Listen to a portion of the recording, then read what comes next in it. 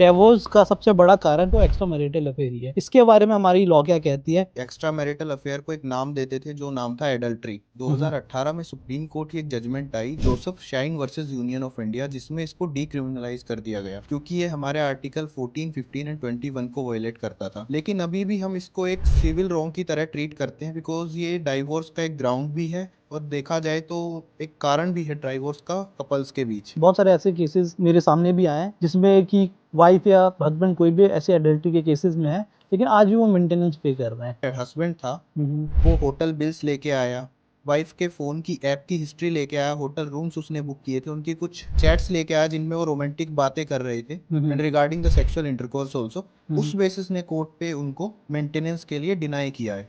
Dowry के cases में ऐसा भी होता है कि इंस्टेंट उनको उनके पूरे परिवार वालों को अरेस्ट कर लिया जाता है, उनको जेल में भेज दिया जाता है। लास्ट ईयर एनसीआरबी का डाटा भी आया था जिसमें जो कन्विक्शन रेट था, जो मतलब क्राइम प्रूव हुआ था हस्बैंड एंड रिलेटिव्स के against, that was only 15% of overall cases. तो उसके बाद सुप्रीम कोर्ट की कुछ जजमेंट आई जिसमें सुप्रीम कोर्ट ने खुद कहा है कि एक आर्म ट्विस्टिंग टेक्निक वाइफ्स ने बना ली है और एक्सटॉर्शन करने के लिए, हस्बैंड पर प्रेशर बनाने के लिए पूरी फैमिली को ड्रैग कर दिया जाता है। जितने भी मेट्रो सिटीज़ है, इसमें जो रेप केसेस है वो बढ़ते चले जा रहे हैं। बहुत सारे ऐसे केसेस हैं जो एफआईआर तक पहुंच पाते हैं, बहुत सारे ऐसे केसेस हैं जो एफआईआर तक नहीं भी पहुंच पाते। फिर अगर किसी के साथ भगवान न करे आगे कभी होता है तो उनको किन किन चीज़ों का ध्यान रखना चाहिए।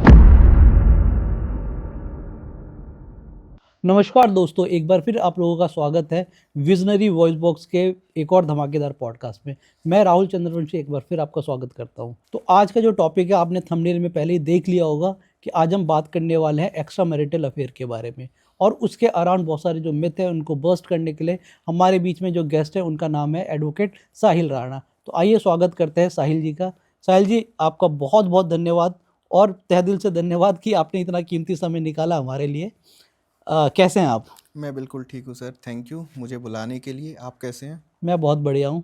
और आज फिर बात करने वाले हैं हम एक्स्ट्रा मैरिटल अफेयर के बारे में। एक पॉडकास्ट हम इससे पहले भी कर चुके हैं इसके ऊपर, जो कि बहुत ही बढ़िया गया था। तो मैंने सोचा कि इसके ऊपर और भी बात की जाए और भी राय ली जाए, और डिफरेंट एडवोकेट की। तो सर, मैं ये जानना चाहता हूँ कि एक्स्ट्रा मैरिटल अफेयर गैर कानूनी तो नहीं है अब, जी सर। लेकिन आज भी डिवोर्स का सबसे बड़ा कारण अगर देखा जाए हिंदुस्तान के अंदर तो एक्स्ट्रा मैरिटल अफेयर ही है। इसके बारे में हमारी लॉ क्या कहती है, और आपकी एक्सपर्टीज़ के माध्यम से लोगों तक कौन कौन सी जानकारी जो आपको लगता है कि पहुंचनी चाहिए? देखिए सर, सबसे पहले तो हम एक्स्ट्रा मैरिटल अफेयर को एक नाम देते थे जो नाम था एडल्ट्री, हम्म जो कि एक क्रिमिनल ऑफेंस हुआ करता था 2018 तक। 2018 में सुप्रीम कोर्ट की एक जजमेंट आई जो कि एक लैंडमार्क जजमेंट थी, Joseph Shine versus Union of India, जिसमें इसको डीक्रिमिनलाइज कर दिया गया क्योंकि ये हमारे आर्टिकल 14, 15 एंड 21 को वायलेट करता था। लेकिन अभी भी हम इसको एक सिविल रॉन्ग की तरह ट्रीट करते हैं बिकॉज ये डाइवोर्स का एक ग्राउंड भी है और देखा जाए तो एक कारण भी है डाइवोर्स का कपल्स के बीच। देखिए, अभी एक क्रिमिनल ऑफेंस तो नहीं रहा है, बट ये एक सिविल रॉन्ग है। जैसा कि मैंने आपको बताया, हमारा जो जैसे हिंदू मैरिज एक्ट है, स्पेशल मैरिज एक्ट है, क्रिश्चियन मैरिज एक्ट है, उसमें हम देखेंगे तो जैसे एचएमए की बात कर लेते हैं, उसमें जो हमारा सेक्शन 13 हमें बताता है कि डाइवोर्स के क्या क्या ग्राउंड्स हमारे पास होते हैं। उसमें से एक ग्राउंड आता है एडल्ट्री, जिसमें दूसरा जो हमारा स्पाउस है वो किसी थर्ड पर्सन के साथ फिजिकली इंगेज्ड है, तो वो एक डाइवोर्स का कारण है, जिसका एक बड़ा इम्पैक्ट अगर देखा जाए तो इन केसेस वाइफ अगर एडल्ट्री में रह रही है तो they are barred from maintenance. 2025 की एक लैंडमार्क जजमेंट थी छत्तीसगढ़ हाई कोर्ट की, जिसमें हस्बैंड ने डाइवोर्स फाइल किया on the ground of adultery और उसको डाइवोर्स कोर्ट ने ग्रांट भी किया।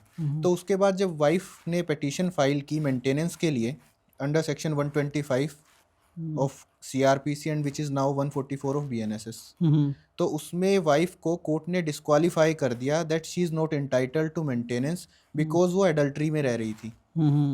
तो सबसे बड़ा रीज़न जो इसका है वो एक्स्ट्रा मैरिटल अफेयर ही है, जिसकी वजह से कपल्स के रिलेशन ख़राब होते जा रहे हैं और जिसका इम्पैक्ट हम कहीं ना कहीं देखा जाए तो बच्चों पर भी पड़ता है। राइट। जैसा कि अभी आपने बताया कि छत्तीसगढ़ कोर्ट ने एक ऐसी जजमेंट पास की है जिसमें कि वाइफ एडल्ट्री में थी, जिसकी वजह से उनको मेंटेनेंस नहीं देनी पड़ी। जी सर। लेकिन ऐसा मैक्सिमम केसेस में ऐसा देखा गया है, बहुत सारे ऐसे केसेस को मेरे सामने भी आए हैं जिसमें कि वाइफ या हस्बैंड कोई भी ऐसे एडल्ट्री के केसेस में है, लेकिन आज भी वो मेंटेनेंस पे कर रहे हैं।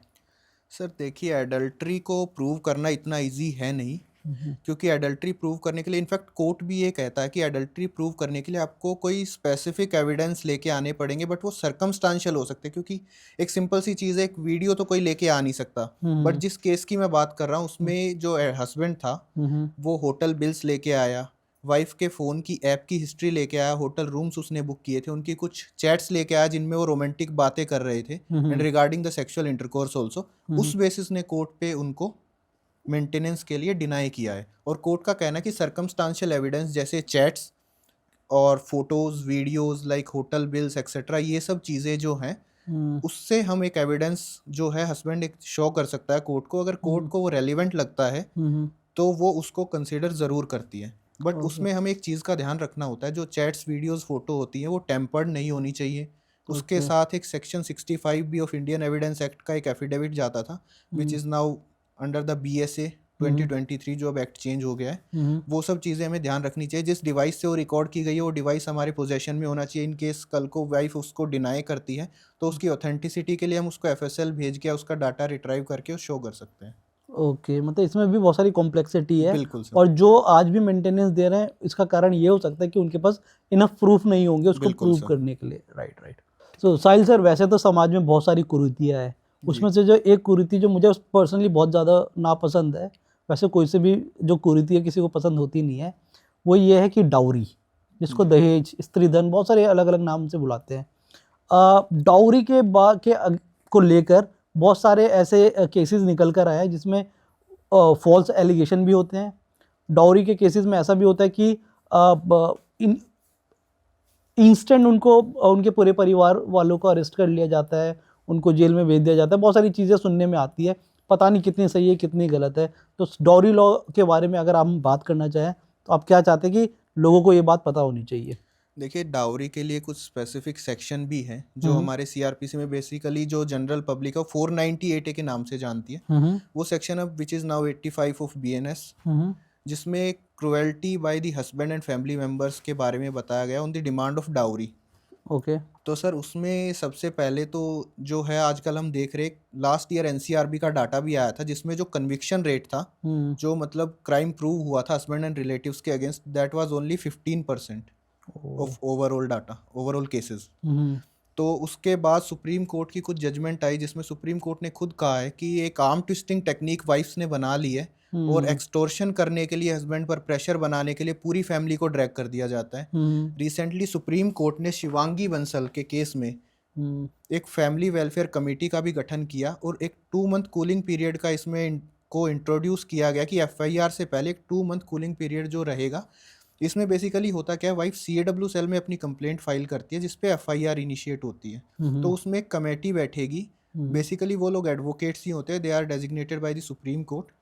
तो उसमें वो पहले काउंसलिंग करते हैं और उस चीज़ को देखते हैं। रिगार्डिंग अरेस्ट मैं कहूँ तो सुप्रीम कोर्ट की एक बहुत ही लैंडमार्क जजमेंट है 2014 की, Arnesh Kumar versus state of Bihar, जिसमें अरेस्ट के रिगार्डिंग बताया गया है। तो उसमें 498A के केसेस में अनटिल एंड अनलेस उसके साथ कोई ऐसा सेक्शन इन्वॉल्व नहीं है लाइक 354, 325 या 302, 307, डायरेक्ट अरेस्ट नहीं है, वहाँ पे आपके पास पुलिस बेल के लिए प्रोविज़न है। तो मैं आपके व्यूवर्स को बताना चाहूँगा कि उन्हें डरने घबराने की कोई ज़रूरत नहीं है।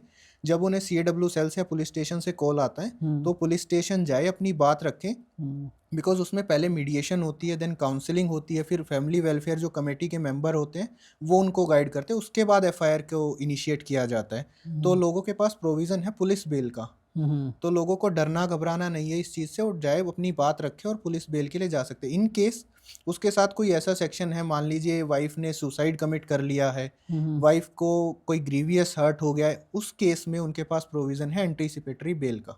वो किसी अच्छे लॉयर को कंसल्ट करें, उन्हें उनके सामने अपना केस रख के they can go before the court और अपनी बेल फाइल करके वो बेल ले सकते हैं depending on the evidences. Right.